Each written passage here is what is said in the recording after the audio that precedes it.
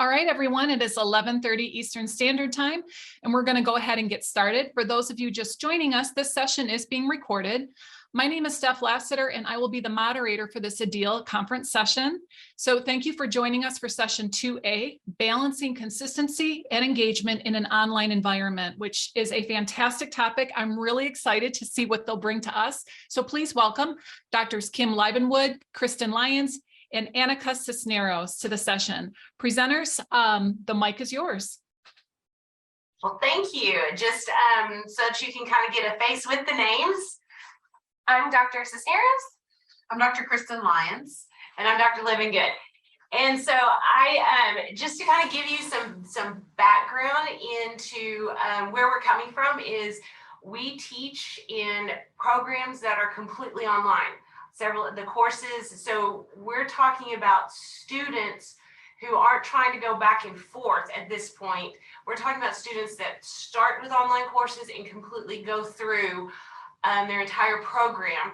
And in this case, we do have the entire programs are graduate courses, but we do also have a chunk of undergraduate courses that are online, and we're moving that direction so that they have some entire programs online. So I just kind of wanted to lay that foundation before we get started. Okay. So some of the things that we're going to cover in this session, and probably more, but the general objectives that we're going to try to do is describe some different strategies that we've used to provide consistency for students in our online learning environments, because just like Dr. Livengood said, that's what we provide in our department is all online. But we've tried to do some different strategies to implement to increase consistency as well as engage students, which our second objective would be to describe some strategies used to engage students from high context cultures. Okay, so the online learning environment. The online environment, you know, there are several challenges that come with that online environment. And, you know, as a student, navigating the online environment itself can be overwhelming, but I wanted to take a step back and just look at it from an instructor's perspective. You know, with that, the instructor, that's also can be overwhelming. They have that similar feeling that because they have to develop and learn to navigate the online learning environment, and that can be time consuming. They can feel just as overwhelmed, especially for newcomers that are just kind of looking at, oh, how am I going to put all this information in an online environment?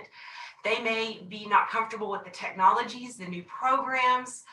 They may have kind of this not sure about how to approach things.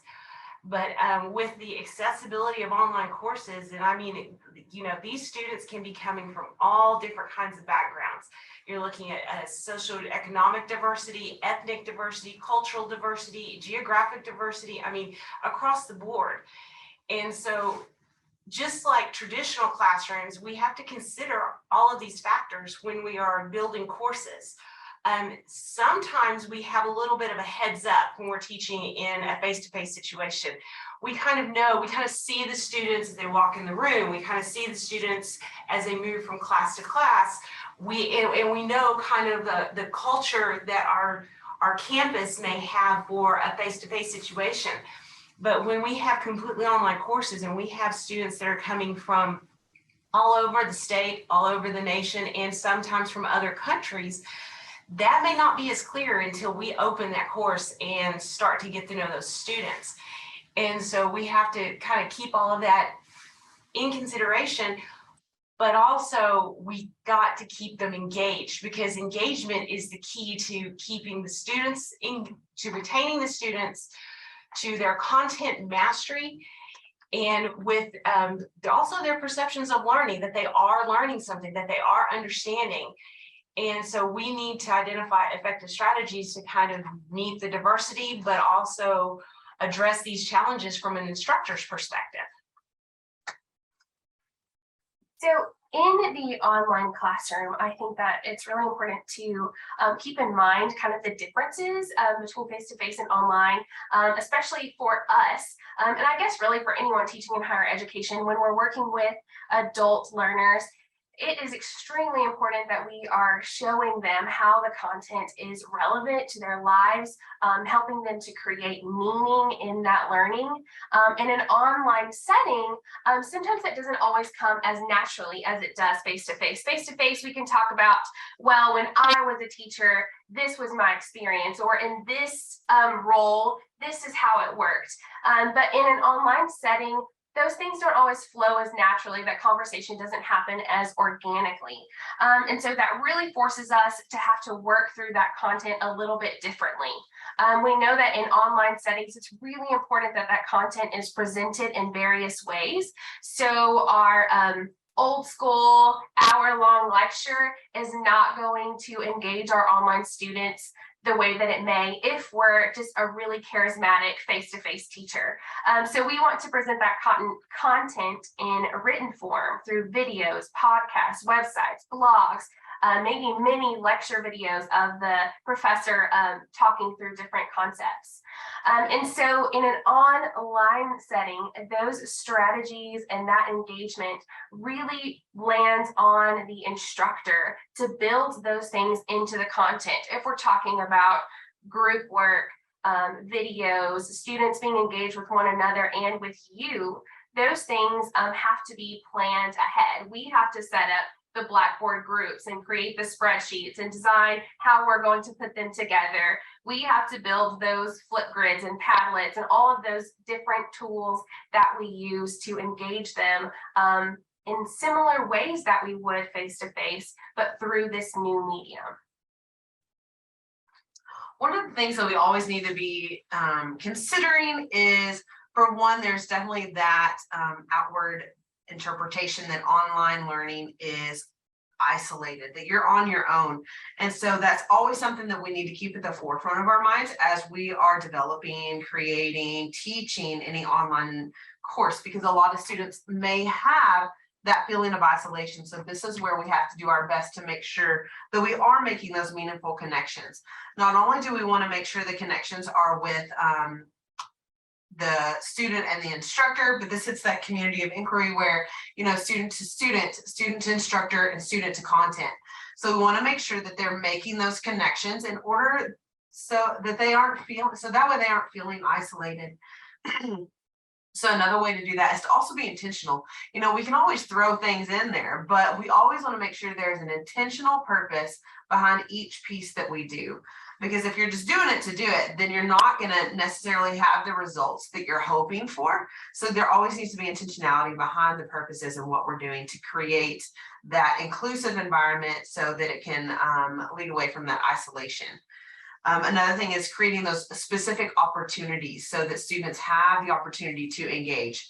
Because let's be real, also some students pick online because they just want to deal with the content. They don't want to work with people, and they don't necessarily want to connect with the instructor. So in a way, not that we necessarily want to force them, but our whole purpose in everything we do in delivering is to meet those needs that they may not even realize that they have. So we want to create those intentional opportunities for the connection, not only to content, but to instructor and to other students as well. And in that, we need to be consistent. Consistent in how we deliver, but also just so we make sure that we, in our consistency, that we don't lose those engagement pieces. So, you know, distance courses are traditionally, you may think of them as text-based courses because you think of them as being online, and so you have the screen in front of you and you're reading down the information. You're reading or you're pulled down an article, you're reading a web page. And so a lot of it is text-based.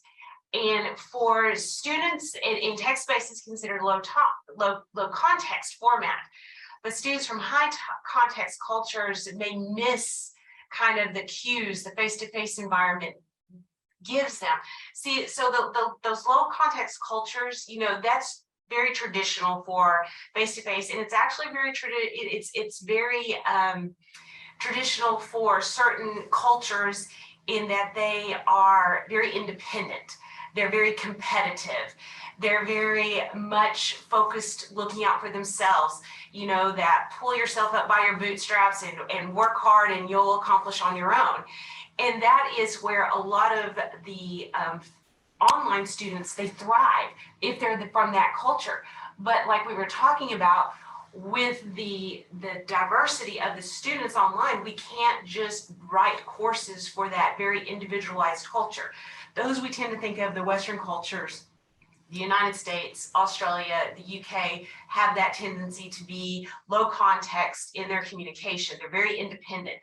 But then we have a lot of cultures that are moving toward online because of that accessibility, that affordability, because they're not having to move off someplace to go to school. They're very family oriented. They want to stay close to their families. Those high context, they're high touch. They need that interaction. They need that open communication. And here's the difference between the two, and here's where it really becomes a challenge with communication. Low context, because they're text-based, they're very specific.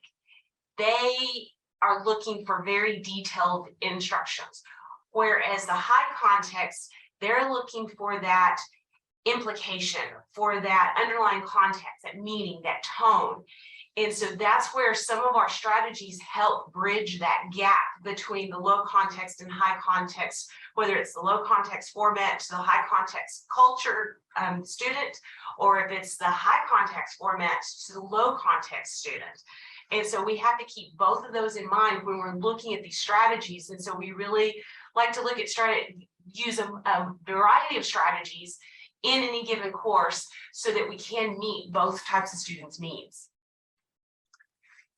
And in that, when you consider the low context and the high context and all the diversity that's included in online learning, consistency is going to be the key to help address the needs of all. So within our courses, a couple of things that we have done to create some consistency between our classes so that as students are moving from one class to the next, it's easier for them to navigate the courses, to know what to expect, and to feel more comfortable in an environment that they may not all be super familiar with. So one thing that we've done is incorporated department-wide tools. So one thing that we've done is incorporated a dispositions course. That's something that they all work through at the beginning of every class that kind of walks them through the expectations for online learning. And then we have also incorporated a class cafe, and it's called the same thing in every class. Basically, that is a separate discussion board where students are encouraged to ask questions as we move through the term. And that link is included in every class that we have, and it's called the same thing. It's just a spot for students to go. That's easy for them. We can subscribe to the discussion board so that every time a student posts, I get an email letting me know where they're at, what their question is. And we tell our students that if one of their classmates doesn't answer their question within 24 hours, then we'll jump in to help them. But we really want it to be more student-led, that they are interacting with one another, engaging with each other, and they know that that's kind of their home base in all of our classes. We've also created a student org, so that it's just a place where all of our students are put into an org on Blackboard where we can send out announcements. It's a place that's easy access for them to go see, like when drop dates are, when courses are starting, the dates for the different terms. It's just an easy place that they know is accessible in all of their courses that they can get to through their courses or from their Blackboard homepage. We have also implemented an orientation or resources tab, and this has undergone some recent revision to organize that because there were so many resources that we had in there. So the orientation tab includes a multitude of different tools. It looks at how to navigate Blackboard, how to view your feedback on Blackboard, how to conduct peer review and turn it in. Lots and lots of different things, writing tools, resources for counseling services, all kinds of different things related, not just to our program or their coursework, but also to the greater university of things that are available to them, resources that can help them. And so in all of our courses, that is linked up so that there's some consistency as they're moving between those courses of where they can go to get help. And then one last thing that we have done is utilize a consistent layout. So we actually have a list of the order that we want our tools on the sidebar to go in. So with that said, there is some flexibility there. There are instructors who do it a little bit differently, some who may delete some of those tools, some who may build in some new tools, some who may name them just a little bit differently. But the key is that for all of us, those things are listed in a consistent order. So they have the announcements tab, the teacher, the instructor tab. Then they're going to move into their content section where we have an objectives and due dates page, and then all of the content for the course. And then they're going to see a course tools link that's going to have Class Cafe, My Grades. And for all of us, we list those big 3 sections in that same consistent order so that it's a little bit easier for them to know where to find things on the menu bar as they come into each of our courses, even though some of the names or a few things may not be there depending on the instructor. And adding to how the templates work, we do have, like she said, it is consistent, but we also know how, like all students should know, there's like a welcome or a start here. And if that course is laid out a little bit differently, then it's typically explained in that tab. So students know if this doesn't look exactly the same, if I go here, then I know it's going to show the same thing. So I think that that's really an extra piece that we've done to create that consistency, but yet also allowed the flexibility in how we want to deliver that content. So another piece that we do that is consistent is, wait, let me click. Did it click? Yeah, it's on communication. Oh, okay. I didn't know. Or are we behind? There we go. There we go. There it is. Okay. But for the communication, that's another piece that we try to do that is consistent. So students know they're going to be getting that consistent communication. So one of the things is our contact information, just like Dr. Cisneros said, in the instructor tab, it's going to always have our email in there. It has our connection to our CV. So they have that information, but it also has our office hours and things like that. But we also usually share that in our initial announcement that goes out to everybody as well. But it's also in the syllabus that states what our email is, what our office hour, what our phone is, and then also when they can contact us, but also when they can expect a response. In that contact information, we also state in there that if they email us and in 24 hours, if they haven't received a response, that feel free to email us again. But typically we try to respond in 24 hours or less to any kind of email contact that's sent to us. But contact information is shared in those different locations. Another thing is regularly scheduled communication. In our courses, almost always, every once in a while, of course, we all have our little glitches, but an announcement will go out Monday morning. And that kind of sets the stage for that week of what we just turned in, a recap of what we just covered, and where we're going forward from here. And we do just kind of that collection, and that goes out on Monday morning for an announcement in every single one of our courses. And that creates that consistency. We also typically have another type of communication, whether it be email, video, a second announcement, something like that, that'll go out about midweek to kind of check in. And then sometimes we'll also send reminders of, hey, don't forget you have an assignment coming that's due. But that's pretty consistent. And then of course, we always have our times where we throw out extra communication, but they can at minimal expect 2 ways of communication during the week from any course that they're in. So that creates that consistency. And then instruction feed format, like we talked about, the organization of how that content is delivered within the course, and it is organized typically in modules. Like I said, if it's a little bit different, we usually explain that up front in the beginning of the course. But for the most part, if they've taken one course, they can typically navigate any other course after that once they've kind of learned how to click through the different content delivery formats. The timely feedback as well. I talked about email response time already, but timely feedback, we try to have their assignments are due typically And we change this up a little bit, but usually Sunday night by 11:59 p.m. We usually try to have feedback returned within a 48-hour time frame. If that feedback is going to take a little bit longer, we communicate that with them as well and say, this is taking a little bit longer. I should have this by here. And then once we complete that feedback, we send an announcement letting them know their feedback is available to view and if they have questions about it. Like I said, the email response, we try to do 24 hours or less. If we don't get back to them, we encourage them to email us again, because as we all know, our emails blow up, right? And so if it gets below that view line, sometimes we might miss it. And so we encourage them to email again. And we have that in different places. One of the things I want to mention about when we talk about modules is that I want to point out that when we build modules, regardless of whether we expect them to take a week or 2 weeks or whatever the time frame, we tend to build modules so that everything they need for that particular assignment, submission or whatever, is within this one area, this one tab, so that they can complete it. And that's one of those structures. Whatever's in there is very open to whatever the professor needs to provide or how they want to present it, but they tend to be able to find everything they need for that particular assignment in that one tab for consistency.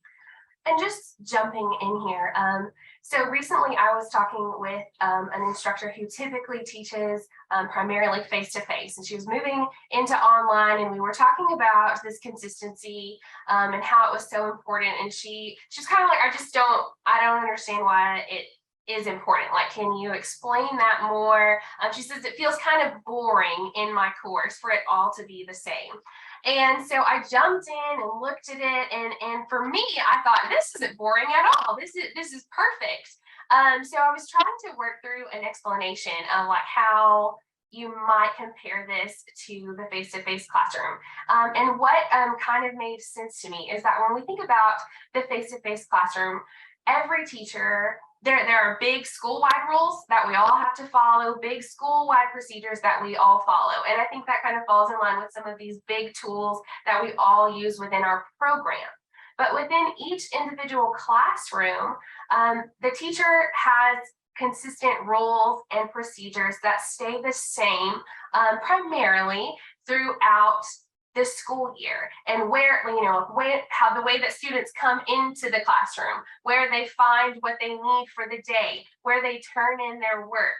If we moved that little cubby every single day, our kiddos would wreak havoc on our classroom. And so when we think about the online classroom, the way that we organize our classroom sort of mirrors those rules and procedures that we set up in our face-to-face classroom. That creates some consistency, even though each teacher is different within each course. That consistency helps them to know where I'm going to turn in my work every week, where I'm going to find what I need to complete each assignment each week. And that makes the user experience much better and easier and flow more simply online, just like it does when we have our face-to-face classroom. And I see that several of y'all have put in the chat, if I don't respond, poke me. Exactly. It's like tap, tap, knock, knock. Don't forget, just reply again. I love that. And then, I like that you have that consistency as well. The week announcement, the midweek motivation announcement. Yes. Oh, yes. You were in my last one, Holistic Friday announcements, which I love that every student, I think that benefits all. One thing I wanted that we hit on here is this fine line, right? There's a fine line because we want to provide that consistent environment for them. However, if we get too consistent, then we possibly lose out on some of the engagement pieces, because they'll just start clicking through because they know where it is and it's going to be there. So you still got to provide a little bit of a difference, and also different ways to continue to keep that engagement in line. So it's a fine tightrope walk between consistency and engagement. And so where does that engagement come in? That engagement comes in with the assignments, and we'll start by looking at assessments. Assessments can be, as you know, formal or informal. Sometimes we think of them as formative or summative. Oftentimes our formative assessments are kind of informal, which we do that naturally in the classroom. When we're face to face, sometimes we can look at the student, we can look at their faces, and we can go, okay, they're not getting it. And so we have to look at what they, I love that. That's so funny. Yeah. Yes, we have to look at, okay, how can we get that kind of assessment in the online environment, because we need those types of assessments so we can know, okay, are they getting it halfway through? Are they getting it just at the introduction? Are they on the right track? Kind of those kind of assessments. And then we still need those formal assessments, those summative assessments, those big projects, those big tests, those things that let us know, did they really master the objective? Did they really master the content? And along with those different types of assessments, we have to consider, okay, that the feedback is part of that communication back to the students. It is so important in an online environment. A lot of times the feedback is kind of in face-to-face, it's kind of on the side, that individualized feedback. You know, a lot of times you can get away with putting a few comments on papers, and then you kind of address the whole class globally. And you have that conversation, and that goes back and forth. They can ask questions and things like that. That is not as natural or organic or possible. You don't quite have that opportunity all the time in a online environment. And so we have to look at the feedback. How do we still provide that personalized feedback, but still taking it back to that high context and low context type student? Because that's where, you know, sometimes it needs to be very personalized. They really need to know what it is that they did in their assignment, in their situation, that needed to be addressed, and what they did right, what they may needed to work on. And so that's part of that personalized feedback that we need to be able to provide. Some of the ways that we do that is you can do it in text, but text alone, as we know, as you know, I'm sure some of y'all out there have gotten an email or two from someone, and you're like, ugh. Did they really mean that? And so you can imagine, if we get those emails sometimes from even our colleagues, and we're like, I don't think you know, they meant it quite as it comes across to me. We have to be aware of that with our students. And that's where the use of some audio tools can be helpful for feedback. Sometimes the LMS has that option, has that opportunity, that tool where you can provide audio feedback, so they can hear your tone, they can hear your encouragement, they can hear the positive parts come across positively, and the negative, when I say negative, the correction, the edits, whatever that needed to be addressed can come back across more supportively. Like you're getting there, you're almost there. You know, this is just a little bit further, rather than just them focusing, because you know, we all get the feedback from someone. And where do we go? What do we focus on? We get I don't know about you, but when I get my evaluations from a course, I may have pages of positive feedback, and where do I go? I go to the one negative comment. Mm-hmm. And so, you know, why should our students be any different? And so we have to take that in consideration, and that audio can help us get across that tone to those who are especially those who are from high context cultures. Rubrics can also help that. Tone, yes. It can really help students who are really struggling. They need to hear that connection that's with them. Rubrics can also be helpful, especially for those low context. They need that detail. They want that detail. What does it mean for me to get a level 1, 2, 3, or 4? And things like that. And so when you can combine the two, then you can help meet the needs of across the board the students. They can see the details, but when they can hear your tone, they can say, oh, just because I got a level 3, it's not the end of the world. Because how many of us, especially in education, in academia, we're lifelong learners. We're also, if you're in education across the board, higher ed, whatever the case may be, you are probably one of those that are going to go above and beyond. And so that's one of those things that we have to take into consideration. How can we encourage those students that don't necessarily get 4 and things like that? And so, but yes, some of those core tools that you've mentioned, Loom and Screencast-O-Matic, are excellent tools to be able to provide these these options for the students. So another tool that we utilize often is videos. And I love creating videos. I know that the research will tell us that videos help students feel more connected to their instructor, more engaged in the content. And a recent study I just read in Educational Researcher, I think one of those AERA journals, was talking about the tools needed to support and retain students, and instructor created videos were one of the top tools that students identified as motivating to help them remain and feel supported in an online classroom. So to see our faces, to hear our tone, I think it kind of falls in line with some of the things Kim talked about audio feedback, but just takes it a step further for them to be able to see our faces. And yes, I will share that. It's on my desk downstairs. So if we can get your email, I'm happy to send it your way. So a couple of things that we've done with those videos, we've done instructor created videos. So sometimes that is just a welcome to the class. Here's who I am. Here's a little bit about me and my background. Other times that is in a weekly announcement, maybe your big Monday announcement. Sometimes for me, it's just a quick, short Friday. Hey guys, I just wanted to touch base and remind you that you have this and this due this weekend. I hope you have a fantastic weekend. Let me know if you need anything. So it doesn't always have to be, something that we're lecturing or we're needing to teach them something. Sometimes it's just about them seeing our faces and hearing our voices and knowing that we're engaged in the course, we're invested in their learning, and to see that and feel that from the tone in our voices. We've also done a lot of student created videos.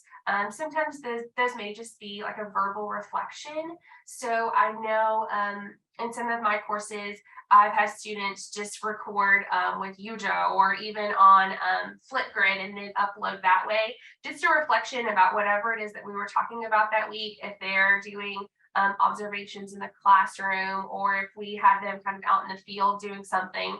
Sometimes instead of writing a written reflection, it seems to be more meaningful sometimes, or at least feels more engaging on their end and on mine, to see their faces, to see them talk through their own reflections. We've also done some things, of course, where we're having them teach the class, where we assign them a topic and they go do some research and then kind of come in and share with the class what they found. We've also incorporated lots of discussions with video. I think that really helps to kind of mimic the face-to-face classroom and give them an opportunity to engage with their classmates in a different way. So Flipgrid is a tool that we use a lot, where students post their videos and then another student can respond to them with video or through text. You can set that up either way, but that's something that's a tool we've utilized a lot and typically get some pretty great feedback from students of their experience using videos. And one thing I want to add there too, we've done different ways of assessing with videos. So sometimes it's formal, sometimes it's informal. And I feel like as an instructor creating that, I think it's good for them to see both sides of that, where we're a little bit more, I would say a little more put together, a little more prepped, but I also have gotten great feedback on, and I know there's research supporting it, them seeing us in the here and now. There was one day I created a video because they needed a response then. I was literally sitting in my car at baseball practice with my kiddos, and they needed a response because they were working on some things. And they got to see that. And of course, I told all my kids to not be in the car, but they jumped in anyways. So they got to be in it too. But I wanted them to see that life happens. And as life happens, we flex and go with how we're able to do that. And also we've implemented some different student created in the discussions, or we've called them, we just did this in one of our last courses, and it was called Pause and Ponder. It was a heavy writing based course. And so we wanted them to have different kind of reflection. And it was very fascinating to watch their submission of this video, them talking through what they just reflected on. And it was really good to see their different reaction in the video type of response that they submitted. So I think both formal and informal have been really great at getting them engaged in the courses. And so I'm going to build a little bit on that formal aspect of the videos. And in some cases it's videos, but in some cases it's just a multimedia presentation. In that, a lot of times we think of those multimedia presentations as what the instructor does. They have their PowerPoint presentation and they stand in front of the class and they do their lecture, or maybe they do a lecture online, and that's how we use it as far as the teaching tool. But just like we have students teaching in a face-to-face class, we can have our students teaching in our online classes and doing student developed multimedia presentations.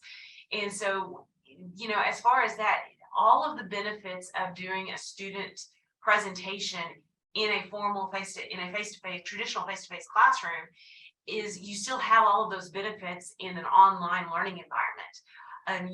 You can use it very similarly in that they have to do the research, they have to identify the topic, they have to make all the decisions about putting together the presentation and everything like that. And so that is still just as beneficial. And then when you go down, and the key here is that you have to make a few different decisions. And so I know that we're running short of time, but for the sake of questions, but some of the things to consider that you do is that, is the student going to choose the topic, or is the instructor going to assign? How long is it going to be recorded, where they do the whole presentation as a recording, or are you going to allow them to do voiceover for each slide? And then also this opens up the door for some group work, because they can do different parts of the presentation and put it all together. Real quick, for group projects, it's very similar to what Dr. Livengood just presented, but we've been able to go through different perspectives. One is where they start in a group, they work to present one presentation and they divide up. We do different check-ins at different times for feedback. They also do peer evaluations at the end of that to see who has participated. As we all know how group work can be. Did you participate? Did you not? And you get to evaluate your peers on that participation level. But we've also done it a different way, where we put them in groups, but each person is assigned a different topic. And then they come together and they teach each other what that topic was about. So it's almost like a track team. You do your individual event, but it all adds up and you're all learning from each other. So those are a couple different ways we've done group projects, where they've created their own groups, they've asked to do that. And we've just tried to go about this in a unique way, for just mainly to make sure we're increasing and making this the best learning environment in an online environment that we can for each student's specific needs.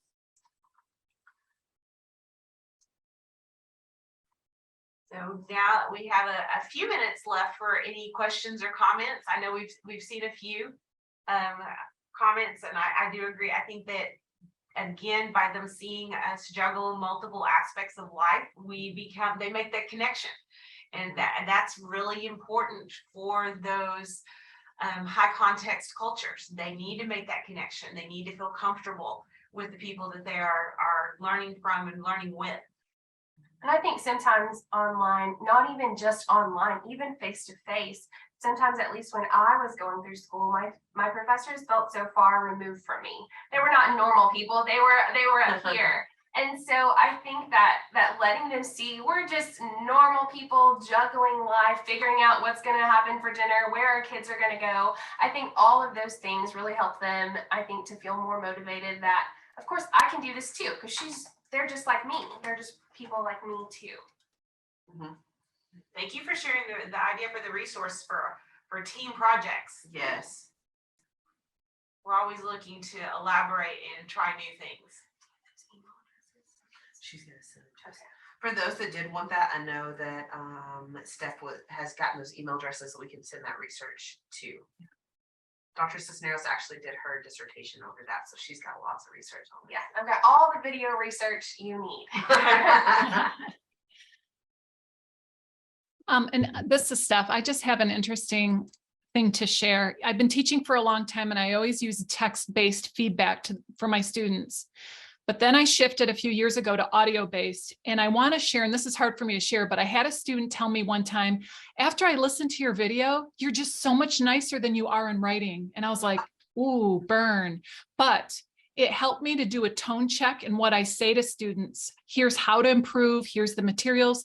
But I think when you're doing, you're using text-based feedback and you're flying through 30 papers and you're in between, all the projects that come with being a faculty, sometimes I think I failed to do a tone check. So I really love your point about that audio-based feedback. I think one of you mentioned your tone, and it also helps to connect students if there's a cultural disconnect as well. And I just really appreciate it. I needed to hear that reinforcement that we're onto something with audio-based feedback. It may not be for all students, but because there are students who have certain impairments that may not be beneficial, but I really love the research and the ideas you bring to us. It encourages me to keep going with audio-based. Yes, and honestly, when you can do, we've seen some faculty do where they have the audio, but they're also showing the screen share. So they're like walking down the paper or something and talking through where the areas of paper, it helps hit that visual for the students too. So they're really connecting to the content, not just hearing it at the same time. Yeah, the screen share is key. Yeah. And that last comment, I totally understand. The good thing about our online and it being asynchronous is we do get to pause when things are totally frustrating us and check our own tone. There are sometimes that I'm like, I can't record this right now because it's not going to come across as positive. So I have to pause and then come back after I've chilled out just a tad. So I understand that. Yes. Yeah. Yeah.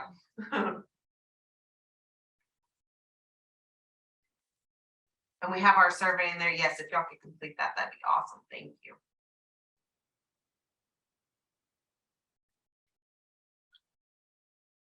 Any other questions y'all might have or comments? I love seeing all the feedback in the chat.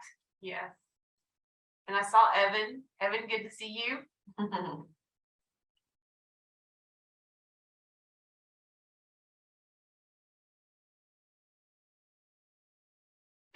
There's space.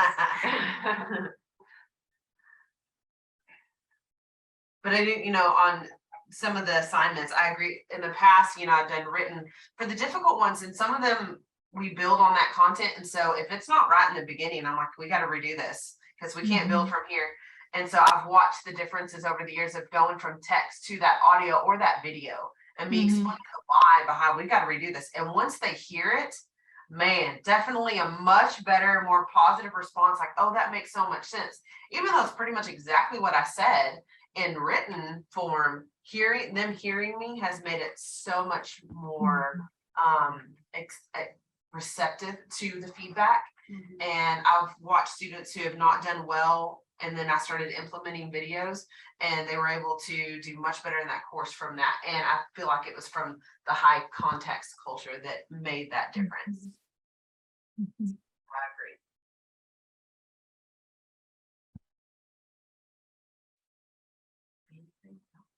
All right. Any other questions, comments? We appreciate you taking the time to join us. Yes, thank you. Yeah, so in the last 3 minutes, I do want to thank you, Kim, Kristen, and Aninca, for your presentation. Resonated with me in a lot of ways. I think we get burnt out as online faculty at times. Lots of reading, lots of lost in translation, because it's like, oh, I thought my announcement was clear and it's not. But thank you for the reminders. I think I needed it. I think it's easy to get a little burnout in our line of work, so appreciate it so much. And I think it's easy to be very task oriented.